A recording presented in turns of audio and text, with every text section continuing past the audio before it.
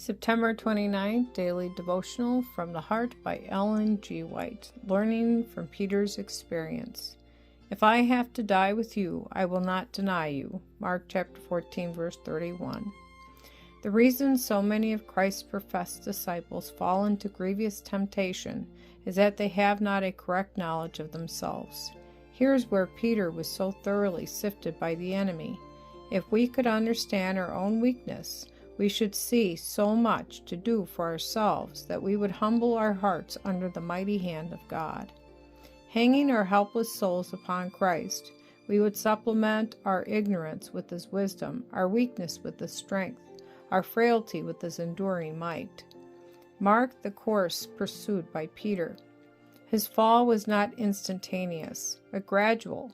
Step after step was taken until the poor, sinful one denied his Lord with cursing and swearing.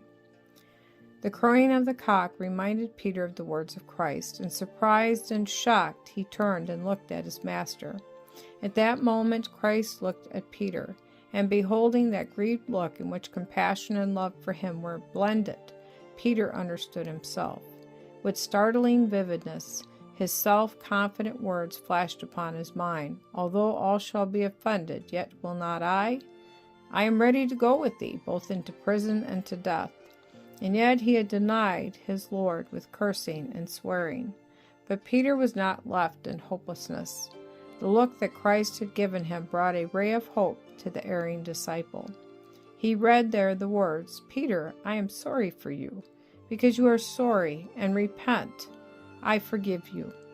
While Peter's soul was passing through such deep humiliation, through the awful struggle with satanic agencies, he remembered the words of Christ, "I have prayed for thee," and they were to him a precious assurance. In Peter's fall, we have before us our own individual cases. Just as verily as did Peter, many of the professedly commandment-keeping people of God dishonor and bring reproach upon their best friend, the one who can save them to the uttermost. But the Lord would restore to Himself all who have put Him to shame by their unscriptural course of action.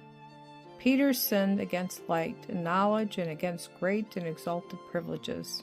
It was self-confidence that caused him to fail, and it is the same evil that is now working in human hearts. It may be our purpose to be right and to do right, but we shall most surely err unless we are constant learners in the school of Christ.